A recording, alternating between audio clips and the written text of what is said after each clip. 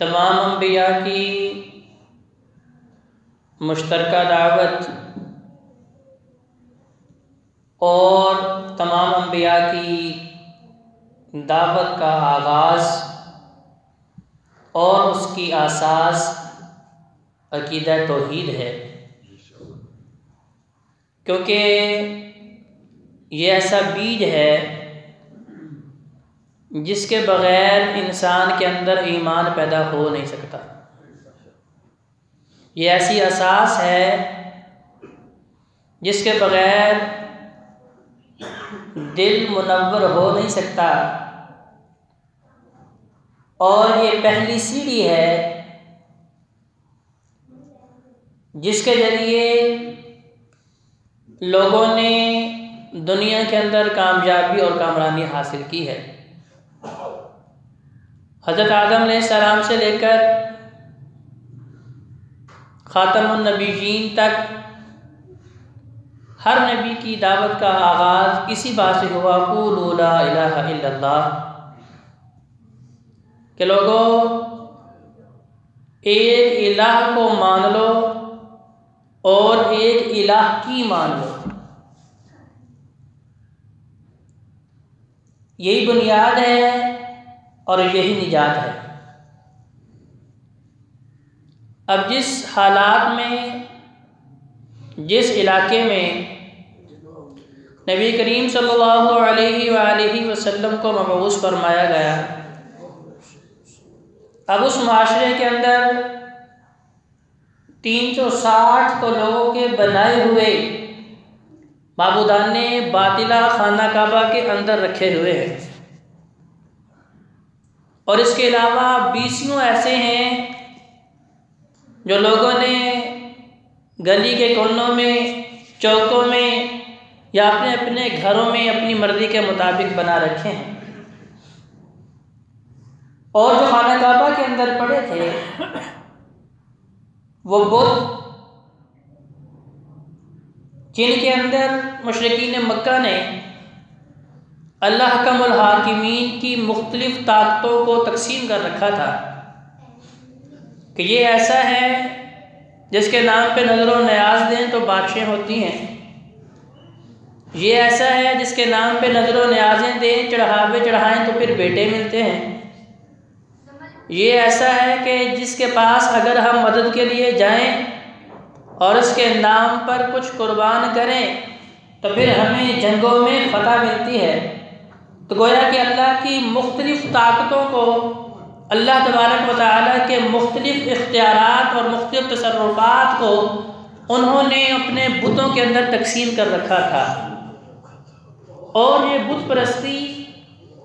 जिसका आगाज़ हज़रत इब्राहीम अलैहिस्सलाम के दौर से हुआ है, अब ये बुत ऐसे ही नहीं कि बस उनके दिल के अंदर या जहन के अंदर एक ख्याल और वसवसा पैदा हुआ कि इस किस्म की मूर्ति बना लें, इस किस्म का बुत बना लें तो उसको पूजा शुरू कर दें, बल्कि होता यूँ था कि जब उन इलाके में, उस बस्ती में, उस कबीले में, उस कौम में उनके जहन के मुताबिक कोई नेक आदमी मर जाता तो वो ये कहते कि भाई इसकी खैर व बरकत से हमारे मामलात भी दुरुस्त हो रहे थे, हम इसके पास जाते थे, ये दुआएं करता था, हमारी मुश्किलें हल हो जाती थी, लिहाजा अब क्या करें, इसका मुजस्समा बना के अपने सामने रख लें ताकि इसे देख के हमें रब याद आए।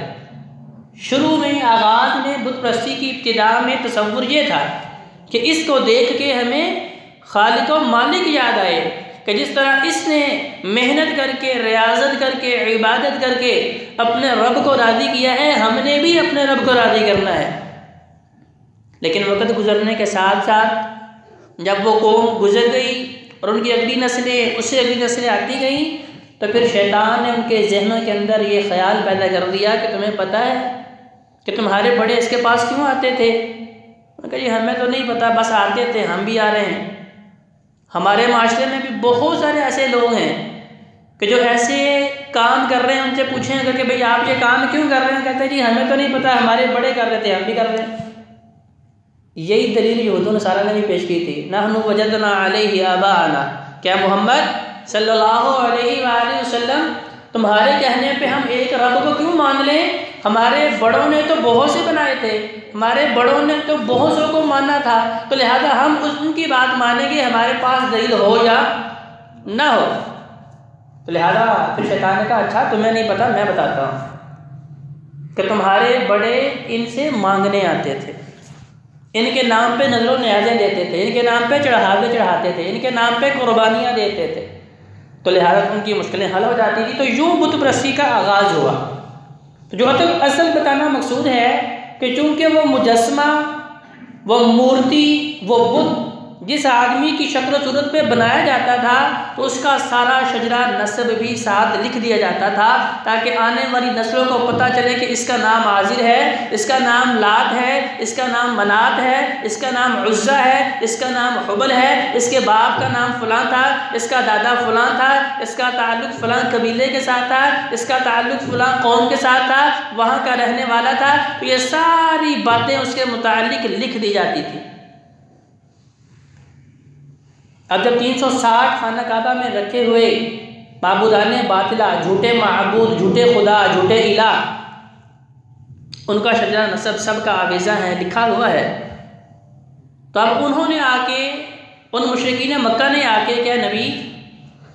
तुम अपने आप को अल्लाह का सच्चा नबी मानते हो? मुशरिकीन मक्का नहीं मानते थे। कहा कि हम तुम्हें मोहम्मद मानते हैं, मोहम्मद रसूलुल्लाह नहीं मानते। इख्तलाफ तो इसी बात का था ना।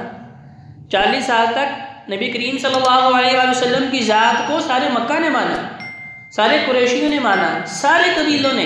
बिला इख्तिलाफ माना है। इख्तिलाफ कब हुआ?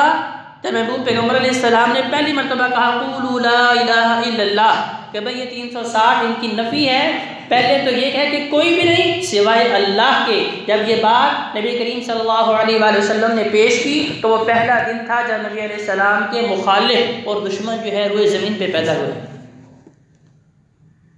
अब मुशरिकीन मक्का ने कहा अच्छा आप कहते हैं कि एक खुदा को मानो, एक रब को मानो, एक अल्लाह को मानो, फिर बताओ तुम्हारा रब है कैसा? जैसा कि बहुत से बुत ऐसे थे जिनकी मूर्तियां सोने की बनाई गई थी, कुछ ऐसे थे जिन्हें चांदी के साथ बनाया गया था, कुछ ऐसे थे जिन्हें तांबे के साथ बनाया, मुख्तलिफ धातुओं के जरिए मुख्तलिफ बुत बनाए गए थे। किसी के ऊपर याकूत जड़े हुए थे, किसी के ऊपर लाल जड़े हुए थे, किसी के ऊपर मुख्तलिफ किस्म के पत्थर जो है वो जड़े हुए थे। तो उन्होंने कहा देखो हमारे सामने जो मौजूद हैं हमें उनकी शक्ल सूरत का पता है, उनकी हैयत का पता है, वो किस चीज़ से बने हैं वो पता है, शजरा नस्ब पता है। अब उन्होंने अपनी सोच के मुताबिक यही सवाल महबूब पैगम्बर अलैहिस्सलाम के सामने रख दिया कि बताइए तुम्हारा रब कैसा है, वो कौन है, वो किधर है, वो किस चीज़ से बना है और कब बनाया गया है, उसकी औलाद, उसके माँ बाप, उसके बराबर, यह सारे का सारा तारुफ जो है वो हमें करवाओ। तो तब अल्लाह का मुल्हाकिमीन ने ये सूरह इखलास जो है ये नाज़िल में कुल हुवल्लाहु अहद अल्लाहुस समद लम यलिद वलम यूलद वलम यकुल लहू कुफुवन अहद, कुरान मजीद की मुख्तसर तरीन सूरह, छोटी छोटी आयात